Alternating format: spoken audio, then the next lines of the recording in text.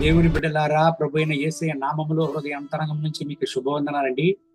2024 సంవత్సరానికి ముందు ప్రభువైన యేసయ్య దేవుని సేవని చేసేటప్పుడు, ఆయన రాకడ గురించి, చివరి దినములను గురించి ఆయన మాట్లాడేటప్పుడు అనేక కార్యములు, ఆయన రహస్యములను మాట్లాడాడు. ఆయనకు శిష్యులు యేసు ప్రభు సేవంతా ముగించిన తరువాత, యేసు ప్రభు ఒంటరిగా ఉన్నప్పుడు ఆయన శిష్యులు ఆయన దగ్గరకు వచ్చి అడుగుతారు, దేవా, అనేక కార్యములను గురించి మీరు మాట్లాడారే, ఇదంతా ఎప్పుడు జరుగును అని. ప్రభు అయిన యేసయ్య ఏం చెప్పాడండి? ప్రభు అయిన యేసయ్య అనేక సంఘటనల గురించి చెప్పాడు. ఈ సంఘటనలు జరిగేటప్పుడు మీరు జాగ్రత్తగా ఉండండి, ఎందుకంటే ఈ సంఘటనలు జరిగేదంతా ప్రభు అయిన యేసయ్య యొక్క రాకడకు ముందు జరుగును, చివరి దినములలో జరుగును. దాంట్లో మొదటి సంఘటన ఏమండి? మత్తయి రాసిన సువార్త 24వ అధ్యాయం 4వ వాక్యాన్ని చదువుదామండి. యేసు వారితో ఇట్లనెను, ఎవడునూ మిమ్మల్ని మోసపరచకుండా చూసుకోండి. దేవుని బిడ్డలారా, ప్రభు అయిన యేసయ్య చెప్తున్నాడు చూడండి, ఎవరో మిమ్మల్ని మోసపరచకుండా చూచుకొనుడి అని. అంటే మోసం అనేది కూడా ప్రభు అయిన యేసయ్య యొక్క రాకడకు ఒక ప్రధానమైన గుర్తే. మోసం చేయడం అనేది సైతాను యొక్క ప్రధాన ఆయుధము, తంత్రము. ఏదేను తోటలో ఆదామును హవ్వను సాతాను మోసపరిచాడు. దేవుని బిడ్డలారా, జాగ్రత్తగా నుండండి. ఇదన్నీ దేనికి గుర్తండి? ప్రభు అయిన యేసయ్య యొక్క రాకడకు గుర్తుగా నుంటున్నది. ప్రియమైన దేవుని బిడ్డలారా, జాగ్రత్తగా నుండండి.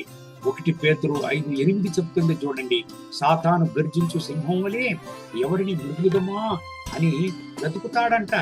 ఎందుకు? ఎవరైతే ఏమారతారో, ఎవరైతే మోసపోతారో వాళ్ళని మృంగడానికి. కానీ దేవుని వాక్యం అక్కడ సెలవిస్తున్నది, జాగ్రత్తగా నుండండి, హెచ్చరికగా నుండండి అని దేవుని వాక్యం చెప్తుంది. ఈ ఉదయకాల సమయంలో ఈ దేవుని వాక్యాన్ని వినే ప్రియమైన దేవుని బిడ్డ, జాగ్రత్తగా నుండుము, విశ్వాసాన్ని కాపాడుకునము, ఈ భక్తిని కాపాడుకునము, ప్రార్థన చేయము, దేవుని వాక్యాన్ని చదువుము. ఎటువంటి మోసకరమైన పరిస్థితులను సైతాను మీకు విరుద్ధంగా తెచ్చినా దేవుడు మిమ్మల్ని కాపాడుకును, ఆయన జీవంగల సాక్ష్యంగా మిమ్మల్ని నిలుపును. ఈ వాగ్దానం ప్రకారం దేవుడు మిమ్మల్ని కాపాడి ఈ రోజంతా నడుపునుగాక. కళ్ళు మూసి ప్రార్థన చేద్దామా? మహోన్నతమైన ప్రభువా, దేవా, ఈ ఉదయకాల సమయంలో నాతో ఏకీభవించి ప్రార్థన చేసి దేవుని బిడ్డల కొరకు ప్రార్థన చేస్తున్నాను. వీళ్ళని ఆశీర్వదించండి దేవా.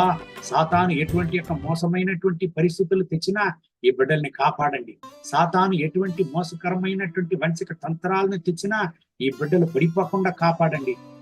దేవుని యొక్క పరిశుద్ధతలో, విశ్వాసములో, భక్తి వైరాగ్యములో, ప్రార్థన జీవితములో దృఢంగా నిలవాలి. ఎటువంటి దుష్ట తంత్రాలు గాని, ఎటువంటి యొక్క శత్రు తంత్రాలు గాని ఈ బిడ్డలకు విరోధంగా రాకూడదు. ఈ బిడ్డల్ని కంచివేసి కాపాడండి. నా రాజా, గడచిన కాలములలో ఎటువంటి పరిస్థితుల్లో వీళ్ళు నాయన మోసపోయి ఉండినా, ఏమంతా వీళ్ళు కోల్పోయారో తిరిగి వీళ్ళకి ఇవ్వండి. మీ యొక్క కృప ప్రసన్నత ఈ బిడ్డల పని దిగిరాని నాయన, రక్తపోట్లు దాచుకోండి నాయన, దీవించండి నాయన, అగ్ని జ్వాలగా మార్చండి. మీ కృపా ప్రసన్నతతో ఈ బిడ్డలను కూడా నింపి నడపండి, సహాయం చేయండి, దీవించండి. మీరు అక్కడ సమీపంగా ఉంటున్నది నా రాజా, మేము మోసపోకుండా దేవుని యొక్క వాగ్దానాలను చదివి హెచ్చరికగా మా విశ్వాసాన్ని కాపాడుకునడానికి మాకు సహాయం చేయండి. చివరి వరకు నిలుచువాడే రక్షింపబడును, చివరి వరకు నిలుచువాడే రక్షింపబడును అని మీరు మాట్లాడి ఉన్నారే. నా రాజా, మా చివరి రోజుల వరకు మేము నిలవాలి, భక్తిలో నిలవాలి, పరిశుద్ధతలో నిలవాలి, విశ్వాసంలో నిలవాలి. మాకు సహాయం చేయండి. మీ రక్తపోట్లో మమ్మల్ని దాచుకోండి, మమ్మల్ని కాపాడండి. మహిమ ఘనత స్తుతి మీకే. యేసయ్య నామములో వేడుకుంటున్న మా ప్రియ పరలోకపు తండ్రి, ఆమేన్, ఆమేన్.